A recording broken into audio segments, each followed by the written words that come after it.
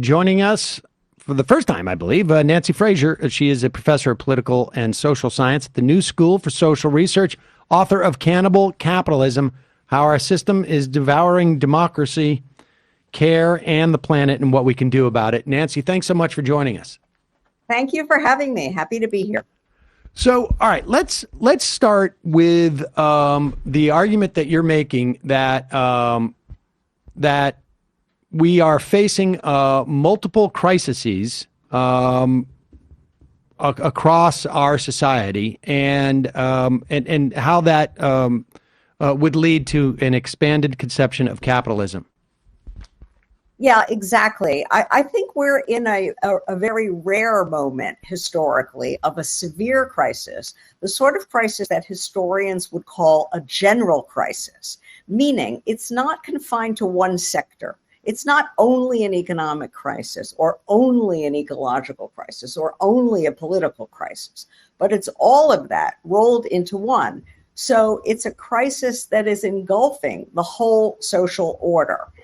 Now, I think that what lies at the bottom of this crisis are some deep irrationalities that are hardwired into our social structure, which is a capitalist social structure. But familiar views of capitalism focus one-sidedly on its economic dimension, and they would generally direct our attention to looking at the economic aspect of the crisis. You're talking about a Marxist critique. Exactly. Marxist or social democratic, left-wing theories derived from Marx and in softer or harder forms, let's say. The problem is those theories have tended to be too economy focused. They haven't been expanded to take in other crisis tendencies, other contradictory and perverse aspects of capitalism, those which lead it periodically to ecological crises, to social crises, and to political crises. So what my book does is try to develop a different and larger view of what capitalism is that shows how it is primed, hardwired to generate not just periodic economic crises, but general crises of the sort we're facing now, which also include these other dimensions. Okay, so let's talk about these other dimensions and the crises that are contained there, and then I just want to go a little bit deeper into how these different sectors and which make up this general crisis, how they essentially broadly constitute capitalism. But let's start with these various sectors. I guess we could start with the economy. Outline for us the crisis that we have in this economy. Well, I would say overall, understood in the most human way, which is the way we should be thinking about it, it's a massive deterioration in the conditions of life that the overwhelming majority of people on the planet are facing, either because their livelihoods are imperiled, because the work does not pay a living wage, certainly not a wage on which you could support a family.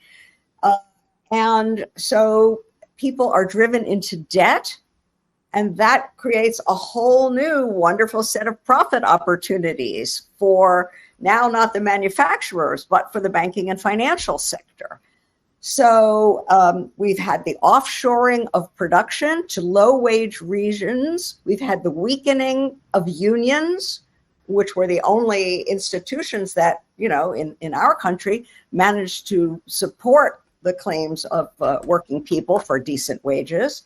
We've got the precarization of work. No more like lifelong secure jobs, that you could build a life with some predictability around. Jobs that can disappear in a flash and that usually get replaced by even more insecure, precarious, and even less well-paid jobs. So people are having to moonlight. You have to cobble together an income based on a whole set of different streams, different family members contributing if you have a family with more than one adult. And, it's kind of a big hot mess for the majority of people who do not have independent sources of family wealth or property ownership. And this is the case in the United States, which has always thought of itself as a relatively wealthy country. But think about the other parts of the world that have never thought of themselves as wealthy and that are equally suffering from being more or less expelled from the official circuits of economic exchange and production. More and more people are thrust outside of all that without much hope of ever finding a way in. It's from an economic point of view, it's a mess. Okay, and let's talk about social reproduction, and just for those who aren't familiar with the term, explain to us what social reproduction is, and how in this era where it's in crisis. Exactly. I think people who may not know this technical term, social reproduction, will know what I'm talking about if I talk about a crisis of care or a care crunch. We hear a lot about family work imbalance and so on. Now, what I've just said about the crisis of work, that all pertains to paid work. But there's a whole nother fund of work that's absolutely essential in a capitalist society, which is largely unpaid. And that is the work of care or social reproduction. That is the birthing, the raising, the socializing of children, the new generations of workers. It's the replenishing and restoring of existing workers who have to be fed and cleaned and rested and so on in order to continue work. It's care for the elderly, for community, family, and friends. Now, that work has traditionally been done for the most part, not exclusively, but for the most part by women. It's gendered work. Care, that's a feminine thing, supposedly, in our way of thinking. But nowadays, women have been drawn into the paid workforce, partly because of what I said before, the destruction of the idea of a family wage in which a man, let's say, could earn enough to support the whole family without a working wife. Okay, that kind of system is gone. And instead, women's wage work is essential, both for the profit makers, for the corporate sector, which needs it, and for the families who rely on that income.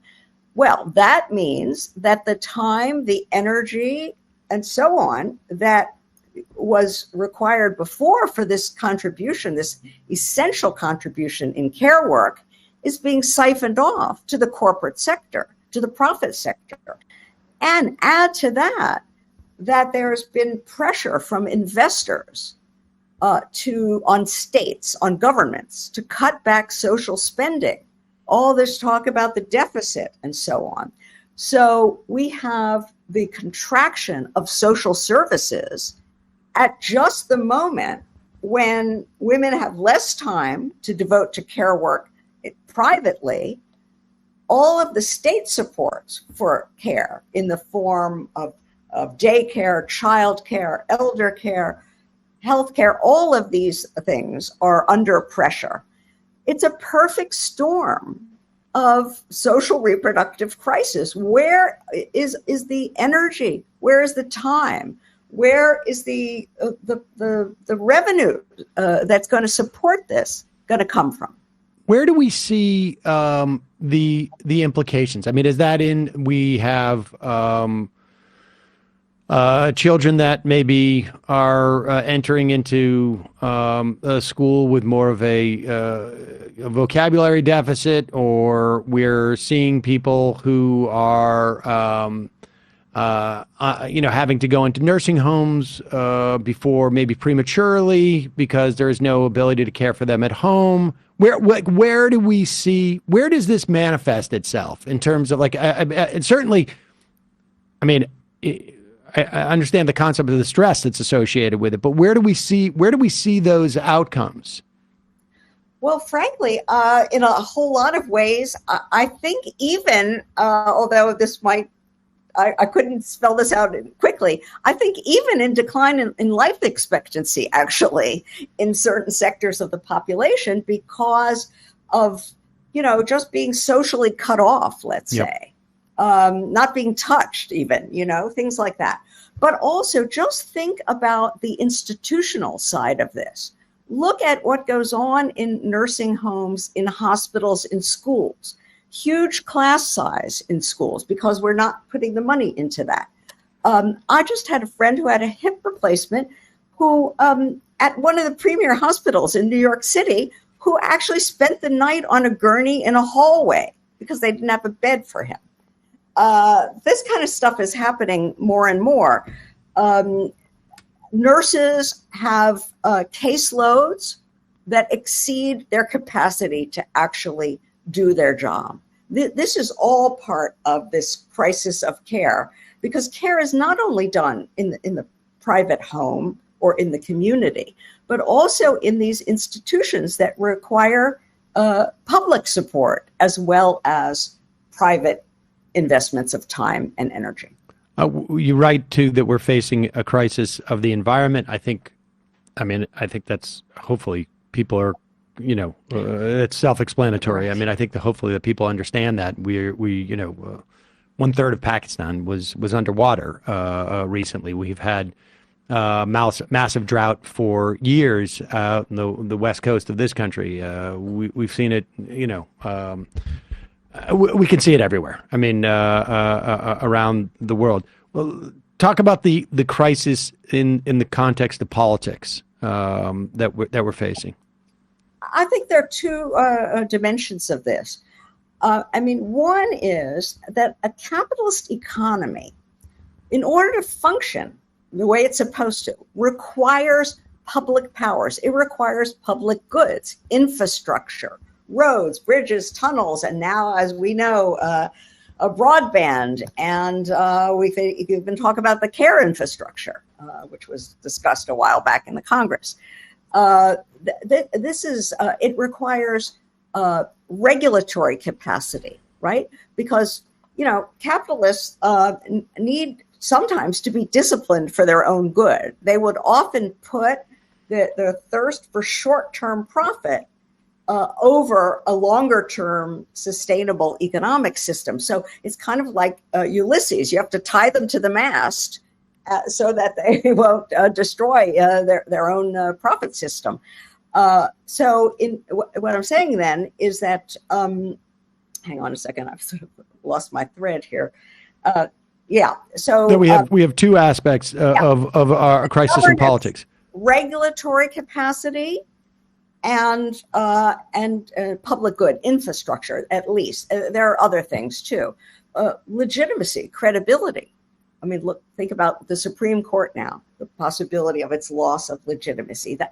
So there's a tendency to hollow out the public powers that the system needs because corporations and investors don't want to pay for it.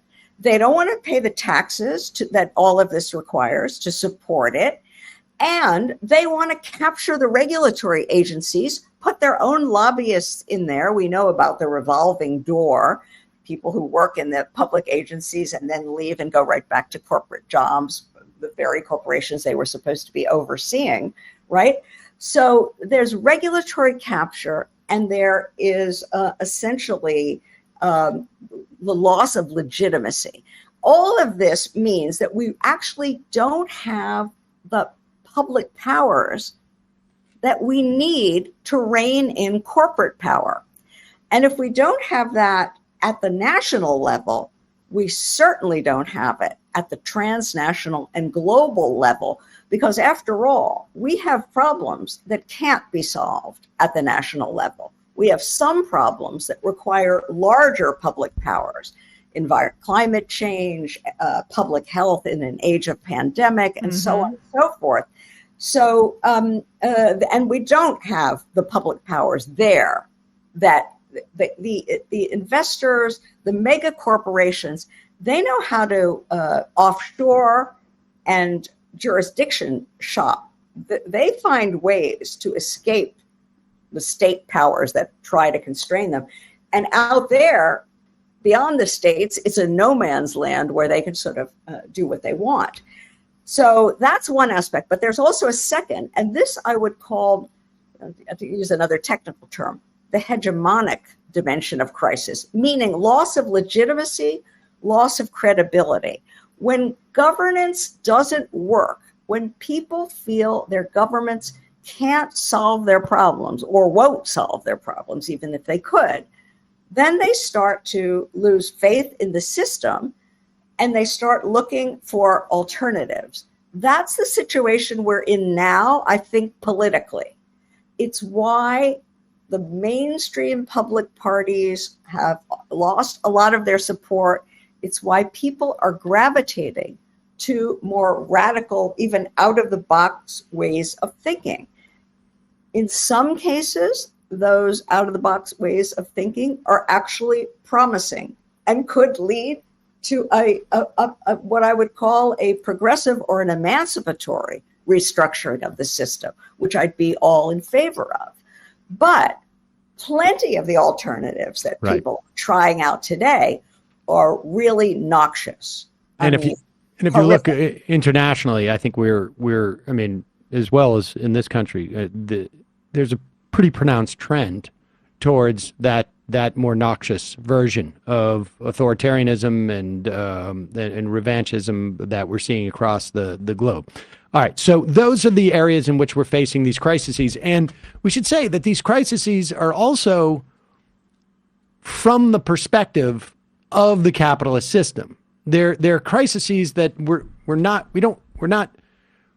observing these crises as a critique of capitalism as much as it is it's a problem that even for capitalism itself, we should say. I mean, that's the cannibalistic quality of this. It's almost like beyond cannibalism when the snake starts eating its own tail on some level. But what is let's just take this moment to sort of like place where we are in terms of capitalism that has brought us to this point, because we are living in an era of capitalism that is may have been sort of a natural progression of capitalism, but we place it in context and sort of like temporally to get a notion of it, and then as a way of also introducing the idea of what happens next with capitalism, or the different possibilities of what happens next. Great. Yeah, I mean, I should start by saying that all of the crisis forms that we've been discussing, all of the aspects of crisis are happening in a way that is non-accidental. They are happening not in spite of, but because of the system's inherent dynamics and structure. And that's important. That means that every form of capitalism will have some kind of a tendency to crisis. Now, that doesn't mean that the crisis always becomes severe, like at the present, but the tendency is there. And that brings me to your point about the history. How do we understand what the present form of capitalism is in relation to past forms? And I would say that this is more or less the fourth phase in the history of capitalism. We had, first of all, a form of mercantile capitalism in the 16th through 18th centuries. That's the period in which European wealth went abroad and conquered the so-called New World and instituted slavery and so on and so forth. Then we got the rise of industrial capitalism in the 19th century, and we now see, with the benefit of hindsight, That's the invention of the steam engine, of mass production industry, the beginning of fossil capitalism, and hence the beginning of the greenhouse gas crisis that we're now living from. Then we got an attempt to correct that, to tame the system in so-called social democratic or New Deal capitalism. That comes in the interwar period in the United States and in the post-war period in much of Europe. And by the way, that coincides with decolonization and the attempt in the ex-colonial world to build to build developmental states that would also try to soften the hard edges of capitalism by using state power. Now, that was until, let's say, the 1970s. It's been called the Golden Age. The French call it the 30 glorious years of capitalism. But basically, that began unraveling in the 1970s as corporations staged what has now become a successful revolt against the regulations, against the softening efforts to use state power, to tame capitalism. They revolted against that and essentially have given us neoliberal capitalism. This is what neoliberalism means. And that has put those inherent crisis tendencies always involved in capitalism, that has put them on steroids. It has brought these contradictions to a fever pitch in every sector that we've talked about, in social reproduction, in the political sector, in the economic sector, and in the ecological sector. Neoliberalism has sharpened capitalism's inherent contradictions to the breaking point, and that's where we are now. And COVID really highlights this, right? I mean, like the failure or the inability for our institutions to actually rein in the beast that is capitalism, because transnationally we were unable to really effectively address COVID without having someone like Bill Gates come in and essentially say, well, we're going to hoard this vaccine IP. I mean, in terms of an example that touches on all of those points that you laid out there, COVID is a great one, unfortunately. I think that's absolutely true. I think you can see every strand of our current crisis all sort of converging in this pandemic moment that we've just lived through and are, I guess, still living through. First of all, there's the ecological strand, because where did the COVID virus come from? It came from species being brought close to each other that had previously never connected, so that the viruses that had been in the bats forever were able to leap to other species and then from them to us. And what brought all these species into contact? Global warming and the destruction of rainforests and other forms of development in pursuit of profit, right? Which destroyed habitats and caused mass species migrations. So I think the ecological is very closely related to the epidemiological. And we are going to see more epidemics and pandemics because of destruction of rainforest and because of ongoing greenhouse gas emissions and planetary heating. That's going to happen. Okay, but then there's the question of what are the resources that we have to deal with it? And you're absolutely right. The political side of this becomes important, because if we had had robust public health infrastructure and robust transnational health infrastructure and governance capacity, we could have done a lot better than we did. I think the result was going to be bad in any case, but we could have done a hell of a lot better if we had had those resources. But neoliberalism had hollowed out those resources, had privatized much of our prior public health infrastructure. And today, the majority of capacity that we have available on the planet for health is in the hands of private, profit-oriented corporations who care nothing about the public good, who care about their profits. And of course, we know the scandal of therapeutics and vaccines being unavailable to large parts of the globe, even though that's going to hurt the wealthy regions who do have them as well in the long run. We know that. The irrationality is mind-boggling.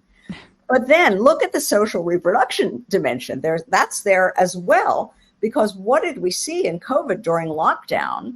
How the whole sort of care thing got reprivatized into the world of family, and how impossible it was for that to go on there, given kids being trying to do remote schooling, what a disaster that was. People who were lucky enough to do remote work, and not everyone was, still having to multitask like crazy. Then the so-called essential workers who had to be out there on the front lines in very unsafe conditions without the resources to refuse and demand safe conditions, without unions to back them, without labor rights or federal labor bureaucracy to support them. All of that, the care side of this was a disaster as well. And then, the other thing, back to the economic, I would say, capitalism prides itself, its ideologues tell us that there's nothing like the market to tell you the true value of everything. Whatever the market says, that's what things are really valued as. Well, this pandemic showed how false that idea is, because we talked about essential work and we saw what work was essential to actually keep us alive and more or less functioning under pandemic conditions. And yet we know that those workers doing that essential work were treated as totally disposable. They were exposed to disease. They were paid a pittance. So there's a lesson here, and that labor markets do not actually value things at their true worth. We need other social mechanisms to ensure that everyone is justly compensated for what they contribute. I think that there's a sense in which the COVID pandemic was a kind of textbook lesson in how irrational capitalism is as a social system. But are we going to learn that lesson and do something about it? That remains to be seen. Even in the classification of essential workers, right? One is essential to, combating the pandemic, nurses, doctors, etc. But there also was the classification of essential workers for, and we just had an interview last week about this, that were lumped in with that, which is just essential to keeping capitalism functioning in a way that keeps the wheels churning, and they were put on the front lines and yet deemed essential. And there was a conflation of those two things and not clarity about who was essential to keeping people alive and who was essential to keeping profits up. I think that's a really interesting point. I would add that the Amazon warehouse pickers, the UPS drivers, the hospital cleaners, the grocery store clerks, they were essential. It's true that they were also keeping the profits going, but they were essential. I mean, how could the rest of us who were lucky enough to be locked down at home survive without those grocery deliveries and so on and so forth? They were essential too, but that was the lower end of the spectrum. The healthcare professionals were certainly essential, the trained doctors, nurses, and so on. But there's this other sort of more working class face, the non-professional face. And those are the ones that I was saying are essential, but are not really valued by capitalist labor markets. They were treated as expendable. Exactly. Right. So we have these crises, and I should say that because I'm getting corrected by our chat, the way I'm saying still crises. On vacation. Yes, exactly. But this, and we don't know whether what we're looking at is developmental in terms of how these crises will impact capitalism versus epochal, in that we're at the end of the line, or maybe not. I mean, because capitalism has a long history of sort of making some changes and heading into a new phase that addresses these, or at least sort of, I guess, lets the air out of the tires, as it were, for a certain period of time.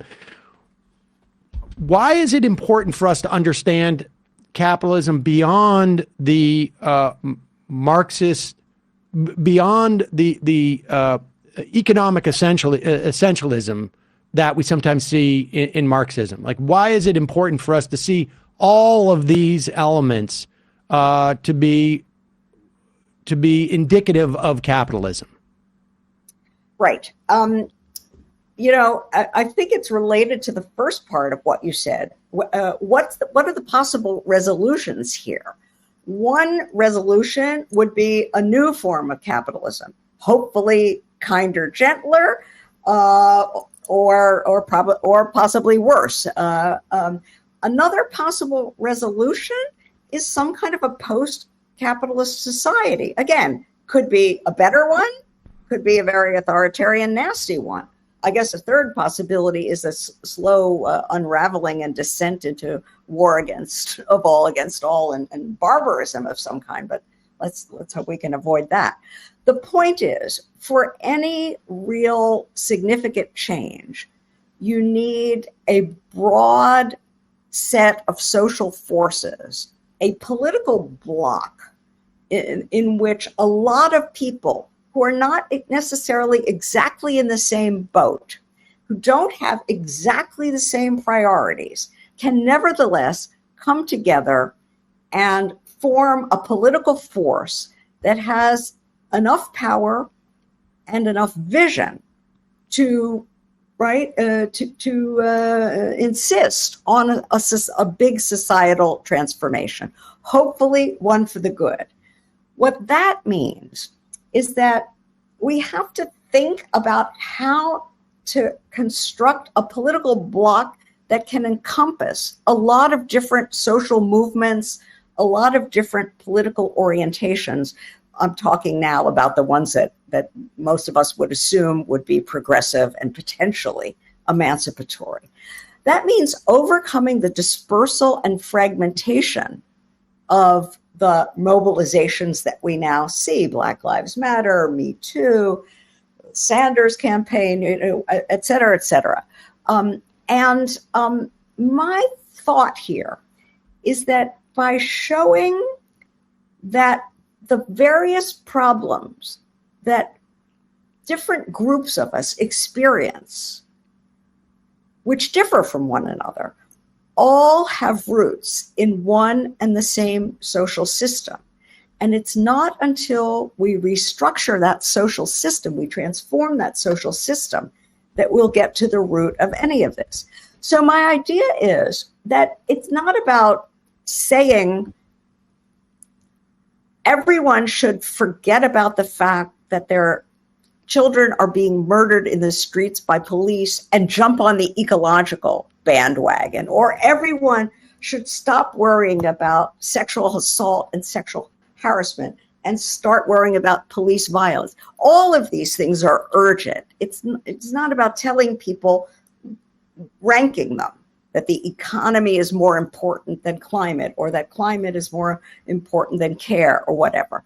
It's about showing that all of these problems, as I just said, can be traced to the dynamics of one social system, and that is capitalism, and especially the current neoliberal form of capitalism. And then on that basis, forming a kind of anti-capitalist front. We can be open about what exactly that will mean. We want to replace it. Not everyone may share the exact same picture of what a post-capitalist world, or even whether we're going to end up with kinder, gentler capitalism. I'm skeptical of that option, but I'm perfectly willing to be in alliance with people who still hope for that.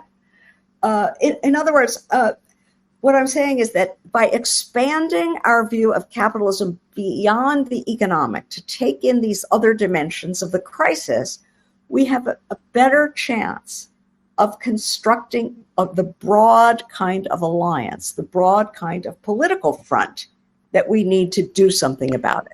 Okay, and so if the idea is, we are by expanding our definition of capitalism and these multiple crises, that we will find more allies, essentially.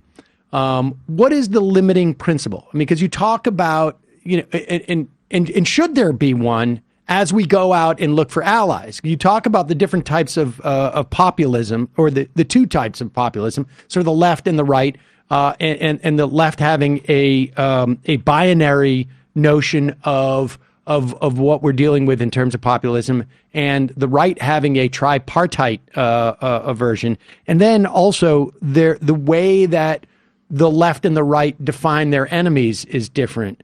Is that will you walk us through those? And is that the sort of the limiting principle? Is that where we know this gives us the lines to know where we don't look for allies, or is it that we're trying to change the way that those who look at the tripartite version of populism adopt the binary? But walk us through those and then answer. I don't mean to put that all together. A great question. I mean, what I said before about the people losing faith in the established parties and political leaders and so on, looking for the out of the box. That's what has given us left populism versus the right populism. In the United States, we can say Sanders versus Trump if we go back to 2016, which was when this all exploded. And yes, I think that if you think about what's the difference between those two, some of their language overlapped, right? Both of them talked about a rigged system, and that was very interesting. And that word rigged is such a powerful word. It really resonated with many, many people who had been feeling for a long time that, that they were being sort of played for suckers in our whole form of life here. Okay. What's the difference, though? Basically, I think that if we talk about Trumpism, for example, right-wing populism, I think that their picture of society is that there are the good, real Americans, the virtuous people that are caught between two blood-sucking enemies, right? The wealthy bi-coastal elites at the top, and the immigrants, the Mexicans, the Blacks, the Jews, the scapegoats du jour, all of them. And those people are sucking, preying on the virtuous people caught in the middle. That's their map of what how society looks. 3 levels. I think left-wing populism is much simpler. I think it only has 2 levels. It has the elites, or the capitalist class, or whatever language you want to use, the corporate class, let's say, the 1%, the 1%, yeah.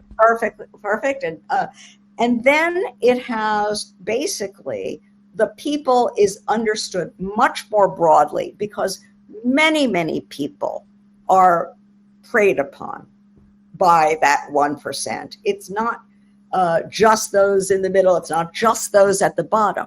And the advantage of that is that it opens the possibility of that broader alliance of the bottom, the middle, and so on against the very top. That was the whole genius of the language of 99% versus 1%, which is sociologically imprecise, but rhetorically genius, I think. Okay, so that's one aspect of it. The other aspect that you mentioned is how are the enemies conceived in each of the 2 maps, the right populist versus the left populist. And I would say that the right populist, it's very concrete. They want to characterize people in an ethnic way, in terms of color, in terms of religion, cultural concreteness. When you say that the problems are the immigrants, the Mexican rapists, the Jews who cannot replace us, et cetera, we are talking in very concrete terms. Left-wing populism is more abstract. It refers to Wall Street. It refers to the 1%, as you just said.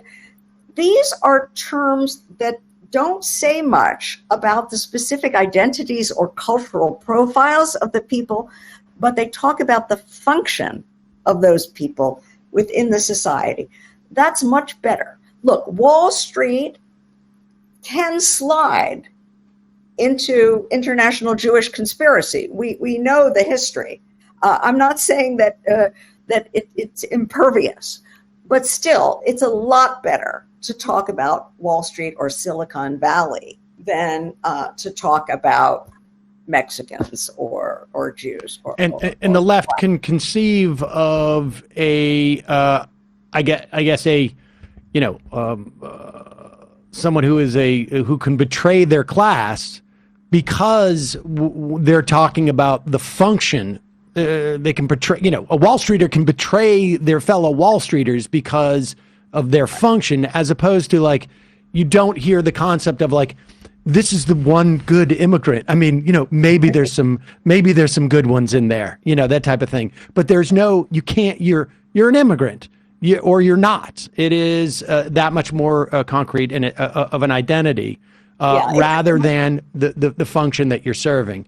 Exactly, and it's much harder to separate the person from the identity than it is the person from the function. I completely agree with you.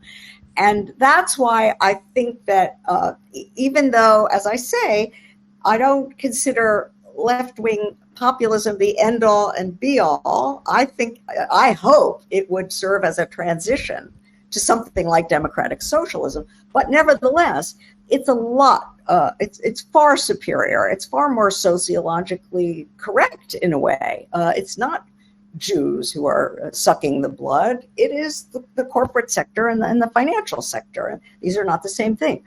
So this is a lot better. And I want to come to the second part of your question, though, because you asked, how should the left look at those people who are now attracted to right-wing populism?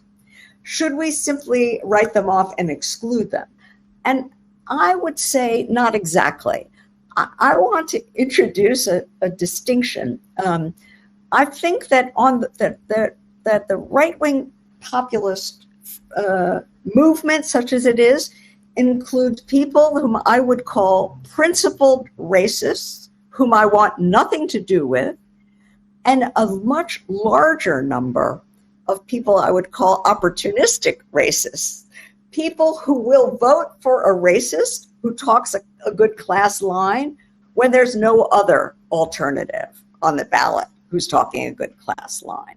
So we know, for example, that lots of people who eventually voted for Trump, especially in the upper Midwest, who had once voted for Obama, and they voted, and some of them, when he was on the ballot for Sanders in the Democratic primary.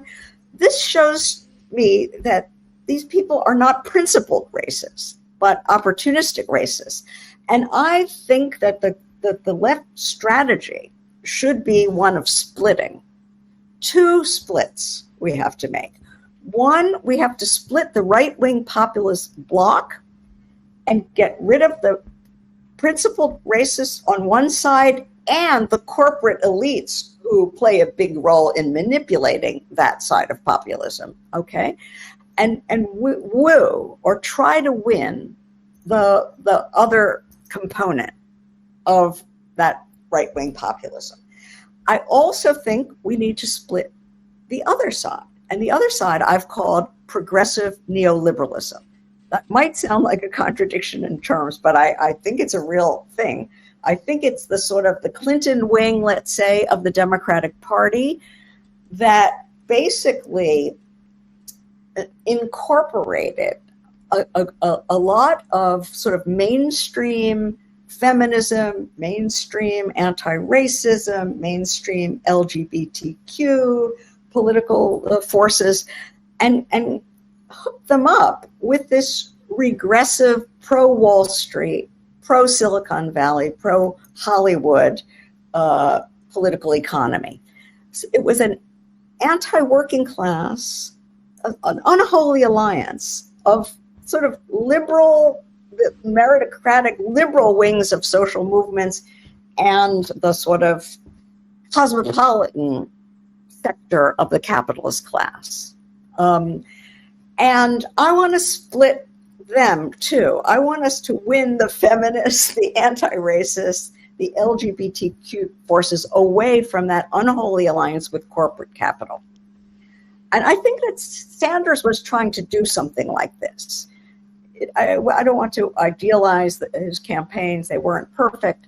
But I think he had something like that double splitting strategy. We have right-wing populism. We have progressive neoliberalism. Let's try to build the third thing, call it left-wing populism or democratic socialism.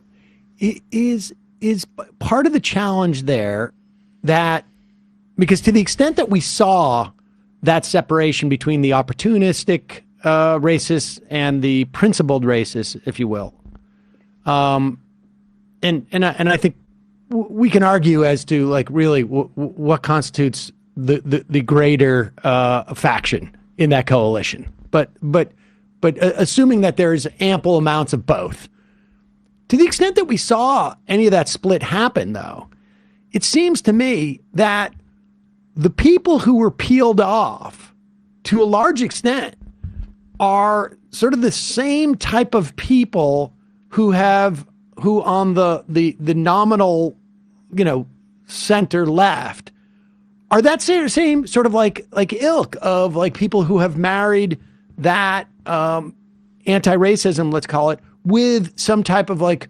corporate or neoliberal vision, right? Like we peeled off, in terms of, let's say, Biden, peeled off a lot of like suburban voters who were just sort of turned off by how gross Donald Trump was in those different ways. And it seems to me that if we were to probably look at an analysis of them, they're more college educated, more likely to be, broadly speaking, in that sort of corporate world, and sort of in that financialized world. Is that a dilemma? Yeah, that would be a dilemma if it were not also possible to peel off. I mean, the more, let's call them working class sectors, and I don't just mean the white working class. I mean the whole working class, which includes immigrants, including Hispanics, who are now tending to vote more Republican than they did previously. I'm trying to imagine a coalition that is sort of working class centered, but also attracts, more educated people who, you can call them traitors to their class or whatever, but who feel that they don't have a future in this society. And, young people are extremely important. In every period, it's always the young people who are out in the forefront of new progressive forms of social struggle. And look what's happening to the generation of recent college graduates. I see it with my graduate students. They will not have the kind of lives I've been privileged to have, where they're going to become a tenured professor with a lifelong career in something they love. That's not going to happen for 99% of them. So these people who might, if you take them in terms of who their parents are, you might think of as headed up that professional ladder, they're in a different situation. And I think I would like to expand our idea of what counts as the working class, right? And that includes professionals. That includes teachers, nurses, all kinds of people, not just truck drivers and coal miners, and hopefully we'll have less coal miners in the future. But, some of the so-called PMCs, perhaps, exactly. On some level. Exactly. And I guess it also, I mean, there was just you guys just a strike was settled at the New School recently, and there's a 48,000 UC University of California workers striking. Puts, it adds a little bit more relevance to the idea that there is a sort of a perception of folks involved in higher education as being workers. Absolutely. There was this very interesting account a few months ago in the New York Times of the role of young people with a college degree, or at least some years of college, the role they played in organizing unions at Amazon, at Starbucks. There are people who've had some college who might have expected to be somewhere else and are working as baristas and are organizing unions. This is kind of extraordinary. This is not the way we usually think of, how these things happen. So let me ask you, as a final question, which is it's a much broader one. What is the value, or I guess the role of theory in the context of these things, of these struggles? Because I'm curious as to how much like theory is important in these type of struggles, and like how broadly shared or how broadly embraced must be theory and interest in theory and awareness of theory in these type of responses to these crises, and in determining whether it's developmental or epochal in terms of the changes. Right. I guess I want to think about theory for the purpose of this question in a very simple way. I would just say theory is about connecting the dots, right? It's about showing why Black Lives Matter activists and Me Too activists and Starbucks unionizers and New School adjuncts and so on, why they actually have a lot more in common, or at least share some of the same enemies than might become apparent at first glance. It doesn't have to be stated in an arcane, academically precise way. I try to state it in an arcane, academically precise way, but if ideas like that filter out and become part of the common sense of our time, so that people connect the dots, they understand that what connects us is not simply the feeling of affinity with people like us, but an impersonal system that is cannibalizing all of us. Then I think our political possibilities suddenly expand in a very positive way. That's what I think the role of theory is. It gives people narratives or accounts that helps them connect dots, get a bigger sense of who their allies are, and a sharper sense of who their enemies are. So its value is determined by its function in increasing solidarity. At the most practical level, yes. I think that there are also beautiful intellectual benefits to be had from theory. But yes, at this level, yes, expanding solidarity to the point where you might actually be able to create a political force that is powerful enough and visionary enough to change things in a way that would vastly improve all of our lives. Nancy Fraser, professor of political and social science at the New School for Social Research. The book is Cannibal Capitalism: How Our System is Devouring Democracy, Care, and the Planet, and What We Can Do About It. We will put a link to that at majority.fm. Thanks so much for your time today. Really appreciate it. Thank you. It's been very enjoyable. Pleasure. Thanks, Nancy.